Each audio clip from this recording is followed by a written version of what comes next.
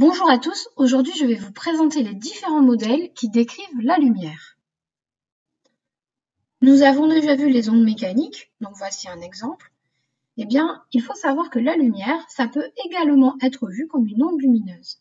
Parce que si vous réalisez cette expérience dans laquelle vous faites passer la lumière d'un laser à travers une fente, eh bien, vous remarquez sur l'écran que l'intensité lumineuse, elle n'est pas répartie de façon homogène. Et ça, c'est typiquement le comportement d'une onde. La lumière, elle a longtemps été considérée comme une onde électromagnétique. Et une onde électromagnétique, et même toutes les ondes en général, elles se caractérisent par une fréquence temporelle, se note F en général, son unité est le Hertz. Je vous rappelle que la fréquence, c'est l'inverse de la période temporelle. Elle se caractérise aussi une onde par sa période spatiale ou longueur d'onde. Donc l'unité est le mètre, ça reste une distance. Et elle se caractérise par sa vitesse. Dans le cas d'une onde électromagnétique, la célérité ou vitesse dans l'air ou dans le vide, elle est égale à 3 × 10 puissance 8 mètres par seconde. Je vous rappelle que ce qui relie la longueur d'onde ou période spatiale avec la période temporelle, eh bien, ça va être la célérité. Et la célérité, c'est égal donc à la longueur d'onde sur la période temporelle. Et c'est donc aussi égal à lambda fois f, la fréquence. Alors, pour la lumière visible, la longueur d'onde, elle est comprise entre 400 nanomètres et 800 nanomètres. Mais vous avez également toute la gamme de longueurs d'onde. Et donc, vous pouvez aller des rayons X aux ondes radio. Ainsi, la lumière, elle est décrite comme une onde électromagnétique. Et donc là, vous mettez en avant l'aspect ondulatoire de la lumière. Ainsi, d'un point de vue historique, la lumière, elle avait toujours été considérée comme une onde électromagnétique. Mais il y avait une expérience, qu'on appelle l'expérience de l'effet photoélectrique, qui n'arrivait pas à être interprétée. Le principe de l'expérience, il était simple, on envoyait de la lumière sur une plaque métallique et puis on dénombrait le nombre d'électrons qui étaient arrachés. On pouvait également mesurer leur énergie à ces électrons, c'est-à-dire leur énergie cinétique. Les résultats attendus, eh bien, on disait que si l'intensité de la lumière, elle augmentait, eh bien, l'énergie cinétique des électrons arrachés, il devrait augmenter également. On se disait également que si la fréquence de l'onde lumineuse elle augmentait, eh bien le nombre d'électrons arrachés, il devrait augmenter également. En revanche, l'énergie des électrons devrait rester identique. Les résultats obtenus n'ont pas du tout été les résultats attendus.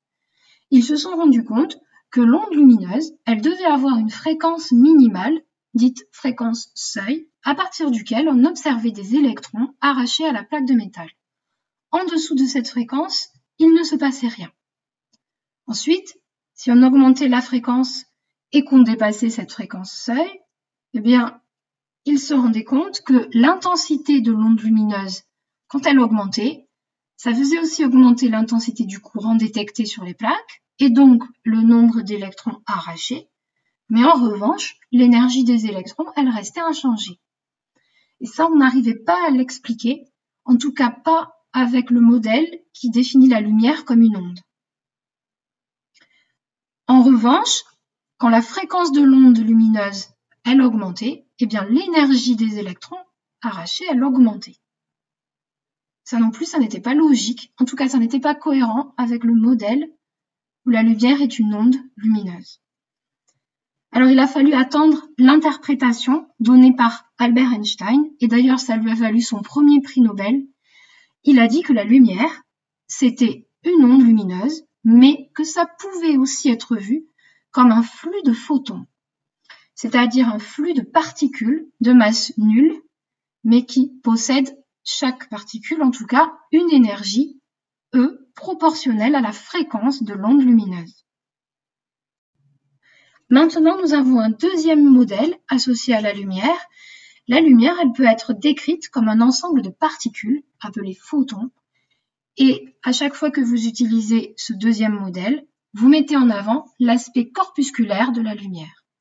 L'énergie de chaque photon, elle est égale à la constante de Planck, qui est égale à 6,626 10-34 joules seconde, multipliée par la fréquence de l'onde lumineuse. Et petit rappel, vous savez que la célérité de l'onde, elle est égale au rapport de la longueur d'onde sur la période temporelle.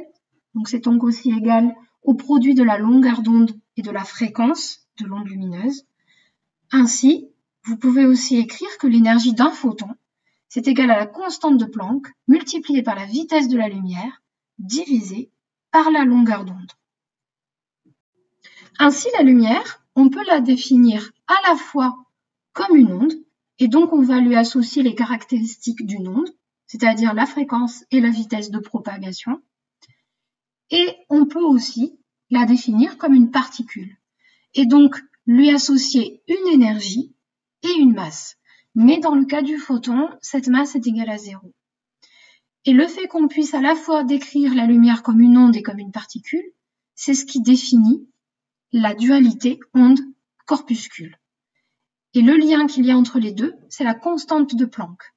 Elle fait le lien entre le caractère ondulatoire de la lumière, donc sa fréquence, et le caractère corpusculaire de la lumière, c'est-à-dire l'énergie d'un photon. Voilà, c'est terminé pour cette vidéo. À bientôt!